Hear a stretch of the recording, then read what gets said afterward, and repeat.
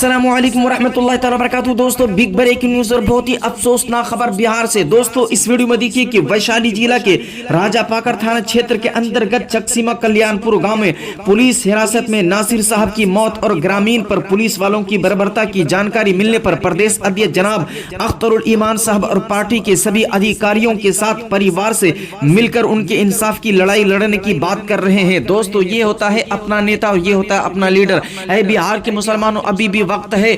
इमाम पार्टी के तमामी कैंडिडेट को कामयाब करो। देखो कि चकसीमा कल्याणपुर गांव में जब मुसलमानों के साथ जुल्म और सितम हो रहा है तो उनके हक की आवाज और उनकी लड़ाई कौन लड़ रहा है। इस वीडियो में देखिए कि अख्तरुल ईमान साहब पूरी बेबाकी के साथ मीडिया के सामने बात कर रहे हैं और उनको इंसाफ दिलाने की बात कर रहे हैं। दोस्तों, इस वीडियो में देखिए कि चकसीमा कल्याणपुर गांव में किस तरह जुल्म और सितम हुआ है और उनके लिए किस तरह अख्तरुल ईमान साहब और इमाम पार्टी के तमामी अधिकारी उनके हक की लड़ाई लड़ने जा रहे हैं। इस वीडियो को देखें यहाँ से।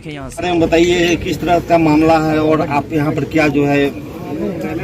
देखिए, हम लोग चौसीमा कल्याणपुर में इस वक्त नसीर शाह के घर पर हैं। वो नसीर शाह जिसको 5 तारीख को पुलिस उठाकर ले गई और 8 तारीख को थाने से उसकी लाश निकली। ये बिहार की हुकूमत है कि पुलिस के यहाँ 24 घंटे के अंदर में उसको मजिस्ट्रेट के सामने भी किसी को पेश करना है। 3 दिन तक पुलिस के कस्टडी में क्यों रखा गया इसको, और इसको बर्बरता के साथ इसको पीट कर मारा गया है। ऐसे पुलिस अफसरों को फौरी तौर पर नौकरी से बर्खास्त किया जाए, बल्कि ऐसे लोगों को फांसी की सजा दिया जाए। नीतीश कुमार जी ने कहा है कि हम क्राइम से, कम्युनलिज्म से कोई समझौता नहीं करेंगे। नीतीश कुमार जी, आपका चेहरा सामने में है। ये कम्युनल एजेंडा है कि इलेक्शन को सामने में रखते हुए या किसी वर्ग विशेष को फायदा पहुंचाने के लिए मुस्लिम अकलियत के लोगों को डराया जा रहा है, धमकाया जा रहा है, पीटा जा रहा है।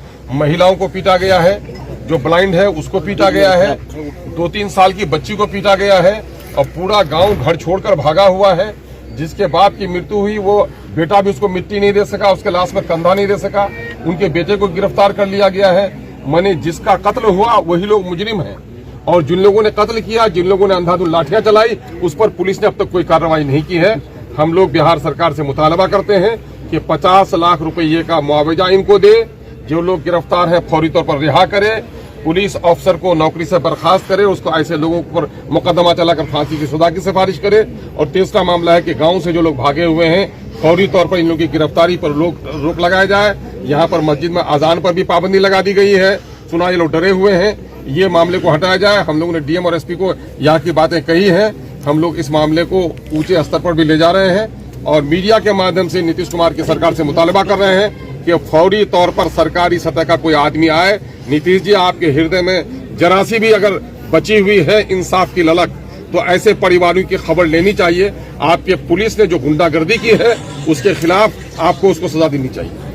सर, अभी आपने कहा कि मस्जिद से आजान पढ़ने पर भी पाबंदी लगा दी गई है, तो बताएं कि ये पाबंदी किसकी ओर से लगी? ये खौफ के मामले में यहाँ कुछ लोग इन लोगों को डराते हैं, धमकाते हैं, जिसकी वजह से लोग आजान भी नहीं दे पा रहे हैं। आज हम लोग जिम्मेदारी के साथ, बच्चा राय साहब भी यहाँ पर है, पार्टी के हमारे स्पोक्समैन आदिल हसन साहब हैं, पार्टी के जनरल सेक्रेटरी आफ्ताब अहमद साहब हैं, राना रंजीत साहब है, पार्टी के सेक्रेटरी जसीमुल हक साहब हैं।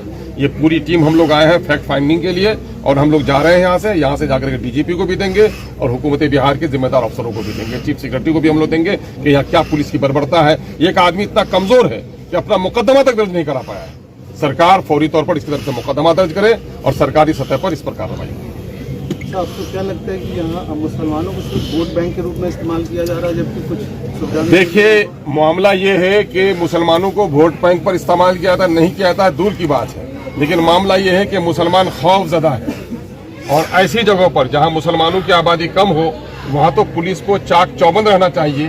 क्योंकि माइनॉरिटी के लोग, पढ़े लिखे लोग नहीं है, मजदूर क्लास के लोग हैं और एक मजहबी काम कर रहे थे। अगर बर्फ बेचने वाले से कोई झगड़ा हो गया तो बर्फ बेचने वाले और उस व्यक्ति के बीच का मामला था, ये कोई समुदाय का मामला नहीं था। पुलिस ने जो बर्बरता की है उसकी जितनी भी निंदा की जाए कम है। ये मामला किसी समुदाय का नहीं है बल्कि पुलिस वर्सेस यहाँ के साफ बिरादरी के मुसलमानों का। आपको नहीं ऐसा लगता है क्या कि इसमें कहीं न कहीं छोटे से विवाद को तोड़ दिया गया है? अरे भाई, इसमें कोई शक ही नहीं, तिल को तार बनाया गया है। मैंने जो कहा अभी, ये बर्फ 5 रुपए के बर्फ के टुकड़े के खातिर लोगों की जान चली गई है।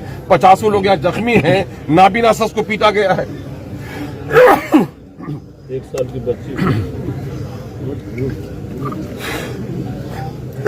अल्हम्दुलिल्लाह, ये बहुत ही दर्दनाक हालात है भाई, बड़ा दर्दनाक हालात है। एक अच्छे पत्रकार के, ईमानदार पत्रकार की भी जिम्मेदारी होती है कि सच्चाई को सामने में लेकर जाए। और आज जो भय का वातावरण है, इस भय को दिखाना चाहिए। अगर हाथ में कलम है, इंसाफ नहीं करोगे, तुम्हारी नस्लों के साथ जुल्म होगा। हाथ में कैमरा है, दूसरों की मां बहनों की इज्जत टूटी, आज नहीं खबर चलाओगे, तुम्हारे घर में भी ऐसा होगा तो कोई खबर चलाने वाला नहीं। बहुत शुक्रिया।